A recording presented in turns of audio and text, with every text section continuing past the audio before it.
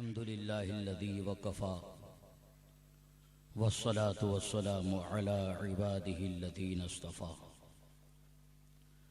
أما بعد فأعوذ بالله من الشيطان الرجيم بسم الله الرحمن الرحيم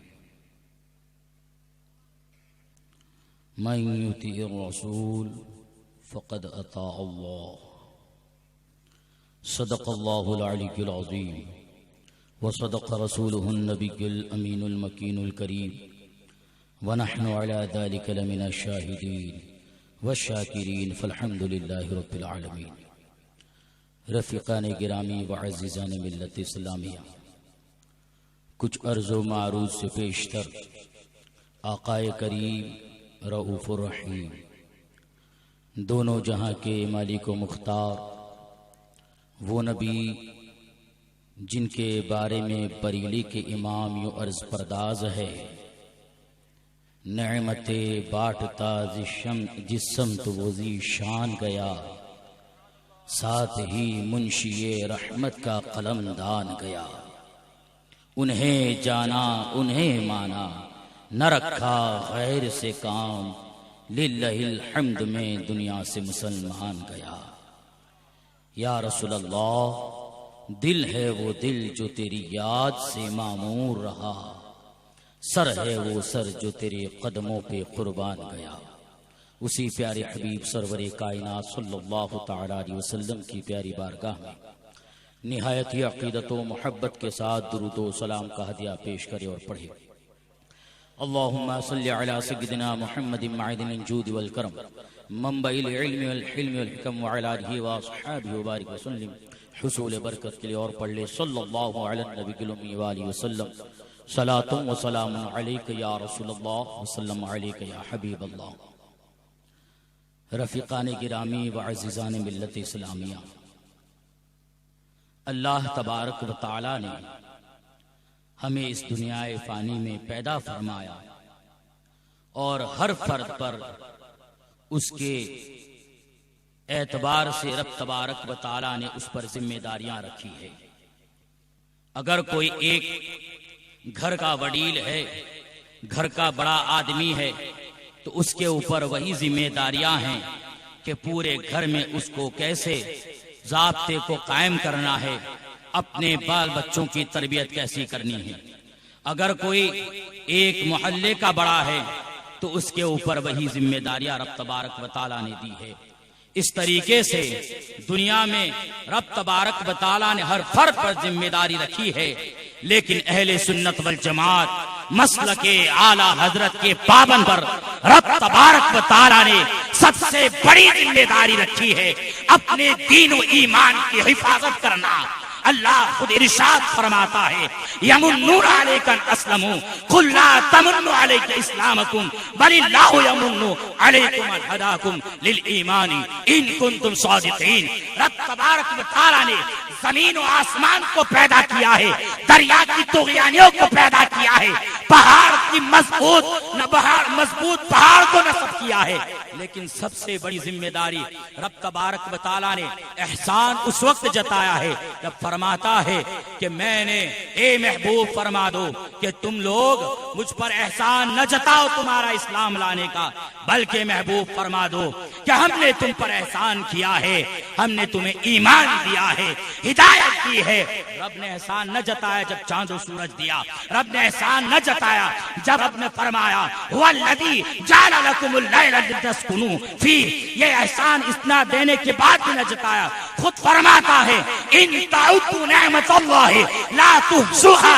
رب کی نعمتوں کو شمار کرنا چاہو تب بھی تم شمار نہیں کر سکتے، لیکن کسی نعمت پر رب تبارک و تعالی نے احسان نہیں جتایا ہے. ایمان دیا تو احسان جتایا. آخر معاملہ کیا ہے؟ آپ قرآن کے چوتھے پارے کی آیت مبارکہ پڑھے، لقد من اللہ علی المؤمنین اذ بعث فیہم رسولا. کہ رب تبارک و تعالی احسان جتاتا ہے کہ تمہیں میں سے ایک رسول کو بھیجا. اب وہاں ایمان دے رہا ہے تو احسان جتا رہا ہے، یہاں رسول دے رہا ہے تو احسان جتا رہا ہے۔ پورے قرآن میں رب تبارک و تعالیٰ نے ان دو جگہوں کے علاوہ بے شمار نعمتوں کا ذکر کیا، لیکن احسان نہیں جتایا ہے۔ تو رسول کو بھیجا، احسان جتایا، ایمان دیا، احسان جتایا، آخر معاملہ کیا ہے؟ ان دو ہی جگہ رب نے احسان کیوں جتایا؟ تو میرا امام کہے گا اللہ کی سر بقدم شان ہے یہ، انسان ہے انسان، وہ انسان ہے یہ۔ قرآن تو امام بتاتا ہے انہیں، قرآن یہ کہتا ہے میری جان۔ نعرے تکبیر، نعرے رسالت۔ سمجھ میں آ گیا کہ رسول پاک سید عالم صلی اللہ علیہ وسلم کی سچی محبت کا نام ایمان ہے۔ اگر ان کی محبت اگر ہمارے دلوں سے کم ہو گئی تو اللہ اللہ ہم جانتے ہیں کہ ہمارا ٹھکانہ کیا ہوگا۔ رب تبارک و تعالیٰ نے کہا ہم پر بے پناہ احسان ہے، اس نے بہت بڑا احسان فرمایا، رسول پاک صلی اللہ علیہ وسلم عطا فرمائے۔ اور رسول پاک صلی اللہ علیہ وسلم جب تشریف لے گئے اور انہی کے دور میں صحابہ کرام رضوان اللہ تعالی مجمعین کے دور میں ہی اللہ اللہ ان کے دور میں ہی، ان کے آخری دور میں بہت سے فتنے اٹھ گئے تھے، اس میں جہنیہ بھی ہے، اس میں قدریہ بھی ہے، اس میں رافضی بھی ہے، اللہ اللہ اس میں خارجی بھی ہے۔ یہ صحابہ کرام رضوان اللہ تعالی مجمعین کے آخر زمانے میں ہی ایسے فرقے بننا شروع ہو گئے تھے، لیکن کیا ہر دور میں اسلام کی مخالفت نہیں ہوئی؟ ہوئی ضرور ہوئی، لیکن رب تبارک و تعالیٰ نے کہیں امام اعظم عطا فرمائے، کہیں امام شافعی عطا فرمائے، کہیں امام ابو یوسف عطا فرمائے، کہیں امام ظفر عطا فرمائے، کہیں امام غزالی عطا فرمائے۔ ہم خوش نصیب ہیں، اس دور میں اتنے فرقے آ گئے، رب نے ایمان کی حفاظت کے لیے امام احمد رضا عطا فرمایا، عشق کا امام۔ نعرے تکبیر، نعرے رسالت۔ عشق و محبت، عشق و محبت، عشق و محبت، عشق و محبت۔ ہر دور میں رب تبارک و تعالیٰ نے اپنے بندوں کے دین و ایمان کی حفاظت کے لیے رب تبارک و تعالیٰ نے اپنے برگزیدہ بندوں کو پیدا فرمایا، رسول پاک کے نائبین کی جماعت عطا فرمائی ہے۔ انہوں نے تو ہمارے اگلوں کے جو گزر چکے ان کے دین و ایمان کی حفاظت فرمائی ہے۔ بس اتنا نہیں تھا کہ ہم لوگ پریشان ہو جاتے ہیں کہ بھئی فتنوں کا دور ہے، فتنوں کا دور ہے، ابھی سب کچھ چلانا پڑتا ہے، ابھی کیا کریں مولوی صاحب؟ ارے مولوی صاحب کیا کریں گے؟ تمہیں تو راہ بتا دی گئی ہے، دین و ایمان کی حفاظت چاہتے ہو تو مسلک احمد رضا پر آ جاؤ۔ اللہ اللہ، رضا پر آ جاؤ، ذرا سوچے خلیفہ حضور گلزار ملت۔ سبحان اللہ، سبحان رب اللہ۔ تبارک و تعالیٰ نے کتنا بہترین انتظام فرما دیا، اتنے بڑے بڑے ائمہ عطا فرما دیے، فرقے آتے گئے، لیکن قوم کو رب تبارک و تعالیٰ نے آزمایا ضرور ہے، لیکن رب تبارک و تعالیٰ نے اس آزمائش کے ساتھ ساتھ اس کا انتظام بھی فرمایا ہے۔ بس ہمیں دیکھنا ہے کہ جانا کدھر ہے، حق کدھر جا رہا ہے، حق کہاں پر ہے، اس کے پیچھے پیچھے چلتے چلے جانا ہے۔ اتنے ائمہ آئے، کیا اعلیٰ حضرت عظیم البرکت فاضل بریلوی جب اس دنیا میں رب تبارک و تعالیٰ نے انہیں پیدا فرمایا تو کیا فتنہ نہیں تھا، بلکہ یہ غیر مقلد کا فتنہ، اسی وقت یہ شمع نیازی کا فتنہ، یہ چکرالوی کا فتنہ، یہ گاندھوی کا فتنہ، یہ دیوبندی کا فتنہ، کیسے کیسے فتنے جنم لے چکے تھے، لیکن میرے امام نے اگر تلوار نہیں اٹھائی لیکن ہاتھ میں قلم لے کے یہ اعلان کر دیا، کل کے رضائے خنجرے خوخار پر کبار، آقا سے کہہ دے خیر واہ واہ واہ، ہر دور میں اعلیٰ حضرت، اعلیٰ حضرت۔ ارے ہم مخالفت سے ڈر رہے ہیں کہ ہمارا ہوگا کیا، ہم کہاں جائیں گے؟ میاں مخالفت تو سید عالم فخر الرسول جناب محمد رسول اللہ صلی اللہ تعالی علیہ وسلم کے زمانے میں ان کی بھی لوگ کر رہے تھے. تب کفار و مشرکین یہ بولتے تھے کہ بھائی مولانا ایسا دیوبندی وہابی کے معاملے میں آپ کو نہیں بولنا چاہیے. اس وقت کفار و مشرکین کہتے تھے محمد ابن عبداللہ ایسا دین لے کر آئے ہیں کہ باپ کو بیٹے سے، بیٹے کو بھائی سے، ماں سے الگ کر رہے ہیں. یہ اس وقت کے لوگ بولا کرتے تھے. لیکن سمجھ میں آیا کہ ہمیں ان بولی والوں کی طرف نہیں جانا ہے، جانا ہے تو صدیق اکبر کی طرف جانا ہے، عمر کی طرف جانا ہے، عثمان کی طرف جانا ہے، علی مرتضیٰ رضوان اللہ تعالی علیہ مجمعین کی طرف جانا ہے، حضرت امیر معاویہ کی طرف جانا ہے. نعرے تکبیر، نعرے رسالت، فیضان صحابہ، نعرے حیدری. ان لوگوں کو جو کہتے ہوئے ذرہ اور پھر کہتے ہم مسلک اعلی حضرت والے ہیں، کیا غور نہیں کرتے کہ تمہارا یہ جملہ، یہ کہنا کہ علی کے خلاف جو تھے وہ باغی تھے، کیا یہ قابل گرفت نہیں ہے؟ ایسا کہہ دینا کیا شان، کیا بات کرتے ہو؟ میرے دوستو، یہ فتنوں کا دور ہے. اللہ کا بے پناہ احسان ہے ہم پر کہ ہمیں اعلیٰ حضرت عطا فرمائے. اعلیٰ حضرت گئے تو کچھ گیا نہیں ہے، اعلیٰ حضرت تو موجود ہے. اعلیٰ حضرت نے مفتی اعظم دے دیے، مفتی اعظم نے تاج شریعت دے دیے، محدث کبیر دے دیا، گلزار ملت. سبحان اللہ، سبحان اللہ. اب جو جس طرف فتنہ اٹھنا ہے، فتنوں کی طرف نگاہ نہیں بلکہ ہمارے بزرگوں کی طرف نگاہ رکھنا چاہیے. ان کا قدم کہاں جا رہا ہے یہ تو میرے اعلیٰ حضرت نے ہمیں بتا دیا. یا رسول اللہ، تیرے غلاموں کا نقش قدم ہے، راہ خدا وہ کیا بہک سکے جو یہ سراغ لے کے. اب ذرا سوچے، چاروں طرف سے فتنے اٹھ رہے تھے لیکن تنے تنہا امام عشق و محبت اعلیٰ حضرت نے ان کا دفاع کیا ہے. ایسا قلم چلایا ہے کہ لوگ کہنے پر مجبور ہو گئے، چاہے مسرور ہو گئے ہو. یہ کہہ دیا وادی رضا کی ہے، کوئی ہمالا رضا کا ہے، جس سنت دیکھیے وہ علاقہ رضا کا ہے.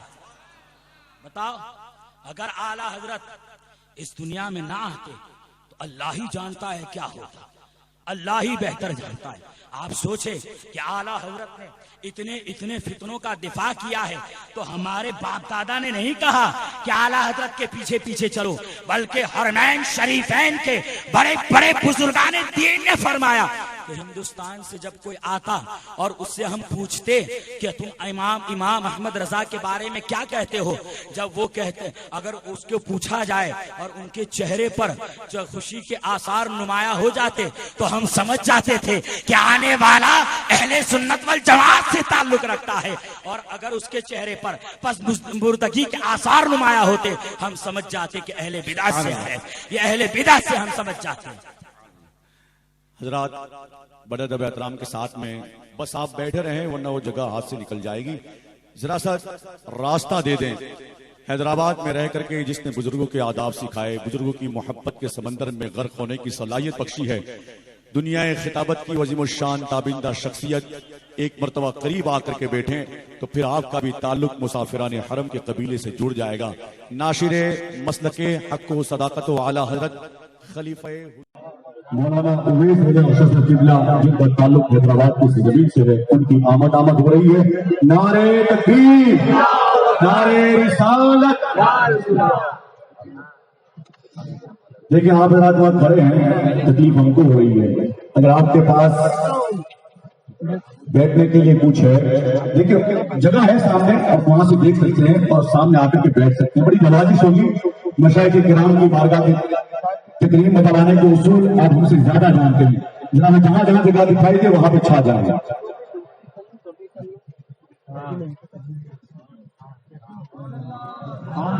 سبحان اللہ، سبحان اللہ.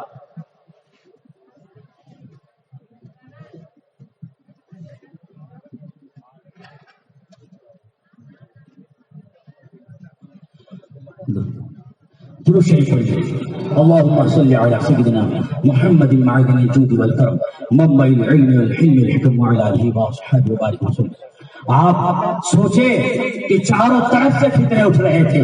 سرکار غریب نواز جو دین و ایمان یہاں ہندوستان میں لے کر آئے، ضرور سرکار غریب نواز نے پورے ہندوستان میں کلمے کو پھیلایا ہے، اور سرکار غریب نواز کی سلطنت کل بھی تھی، آج بھی ہے، صبح قیامت تک رہے گی، لیکن سلطنت غریب نواز کی، وزارت امام احمد رضا کی، دبیر ہندوستان کی احمد رضا، اعلیٰ حضرت کی وزارت ہے یہاں پر، جس دین کو اعلیٰ سرکار غریب نواز ہندوستان میں لائے، رب تبارک و تعالیٰ نے اس کی حفاظت کے لیے سرکار اعلیٰ حضرت کو عطا فرمایا، تاکہ سمجھ میں آ جائے کہ اعلیٰ حضرت کے ایک ایک شعر سے آل مصطفیٰ کی ایسی تعریف بیان ہو رہی ہے کہ یا رسول اللہ تیری نسل پاک میں ہے، بچہ بچہ نور، تیرا سب کھڑا نور، ہمیں وہ مسلک چاہیے، ہمیں وہ چاہیے، یہ نہیں ہے کہ ادھر سے توڑا ادھر سے توڑا، ہم تو وہی کہتے ہیں کہ مسلک اعلیٰ حضرت پر اللہ تبارک و تعالی ہمیں چلائے۔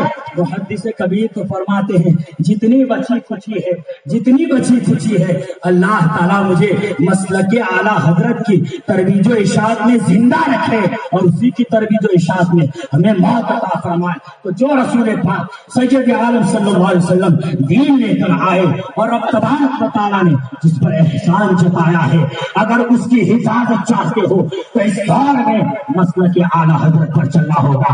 اعلیٰ حضرت نے اس کے حفاظت کی ہے، اس لیے ہم یہ کہتے ہیں کہ ہمیں نئے نعرے کی ضرورت نہیں، ہمیں کہیں گے اس محبت، اس محبت اعلیٰ حضرت، اعلیٰ حضرت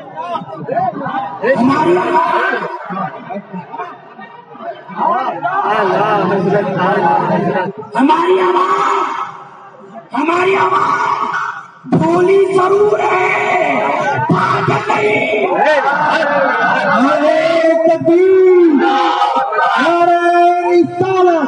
بھولی ضرور حضرت، یہ بھولی ضرور ہے کہ اعلیٰ حضرت نے اپنی آخری وصیت میں یہی فرمایا تھا، اے مسلمانوں تم رسول پاک کی بھولی بھالی بھیڑیے ہو، بھولی بھالی بکریا کہا ہے، بھولے بھالے کہا ہے، بھولی بھالی ضرور ہے، بعد میں ٹن لینا یہ ہم نہیں سمجھتے، لیا کرو ٹن لیکن لگواؤ اس کو اعلیٰ حضرت کا ہم پر احسان ہے، اعلیٰ حضرت کی مشن کو آج دیکھیں، ہم کو رسول پاک صلی اللہ علیہ وسلم کے دین و ایمان کی حفاظت کے لیے ایک بڑا اچھا تھرمامیٹر مل گیا، ایک کسوٹی مل گئی، ادھر سے فتنہ، ادھر سے فتنہ، ادھر سے فتنہ۔ اب آپ ذرا سوچے کہ وہ کوسمبا سے وہابی دیوبندی کا رسالہ چھپتا ہے، اس کے اوپر لکھا ہوتا ہے اہل سنت والجماعت کا ترجمہ۔ اب ہمارا بولا بالا سمجھے کیسے، تو ہم نے ٹائٹل بڑھا دیا مسلک اعلیٰ حضرت اہل سنت والجماعت کا ترجمہ۔ لیکن اب کیا ہو رہا ہے، اسکرین پر گنبد اعلیٰ حضرت لگا دیا، ہم بھی مسلک اعلیٰ حضرت والے، وہ آیا ہم بھی مسلک اعلیٰ حضرت والے، جہاں گھپلا ہو رہا ہے ادھر بھی جا رہا ہے مسلک اعلیٰ حضرت۔ ایک ایسے دائی ہے جہاں مسلک اعلیٰ حضرت کا نام تو لیا جاتا ہے، کام نہیں ہے، جاتے کیوں ہو؟ آپ ذرا سوچے، اب مسلک اعلیٰ حضرت کیا ہے یہ ہمیں سمجھنا ہے، تو ہمیں وہ بھی رب تبارک و تعالیٰ نے مسلک اعلیٰ حضرت کا تھرمامیٹر دے دیا جسے تاج الشریعہ کہا ہے۔ تاج الشریعہ نے پوری زندگی مسلک اعلیٰ حضرت پر گزار کر یہ پیغام دے دیا، زندگی یہ نہیں کسی کے لیے، زندگی ہے نبی کی، نبی کے لیے مسلک اعلیٰ حضرت پر قائم رہو، زندگی دی گئی ہے کسی سے، کسی پر چلے، اعلیٰ حضرت سے سچی عقیدت جوڑ لے۔ بڑے بڑے بزرگان دین اعلیٰ حضرت کی نشاندہی ان کی پیدائش سے پہلے ہم نے دے دی ہے، اور ابھی بھی ہمارے درمیان چاہے کچھ بھی ہوتا ہو محدث کبیر موجود ہے، غریبی ملت موجود ہے، گلزار ملت موجود ہے، ہمیں تاج الشریعہ تک پہنچنے کی پریشانی نہیں ہے، हम पहुंच जाएंगे, ताज शरिया तक पहुंच जाएंगे, आला हजरत तक पहुंच जाएंगे। और जब आला हजरत तक पहुंच जाएंगे वो हमें शाह बरकतुल्लाह तक पहुंचा देंगे। जब शाह बरकतुल्लाह तक पहुंच जाएंगे वो गौस आजम तक पहुंचाएंगे, वो इमाम आजम मकाम तक पहुंचाएंगे, वो हज़रत अली कायनात तक पहुंचाएंगे, वो रसूल पाक के दामन में डाल देंगे। फिर सुन्नी में चलता हुआ यही कहेगा तुझसे और जन्नत से क्या मतलब, आप दूर हो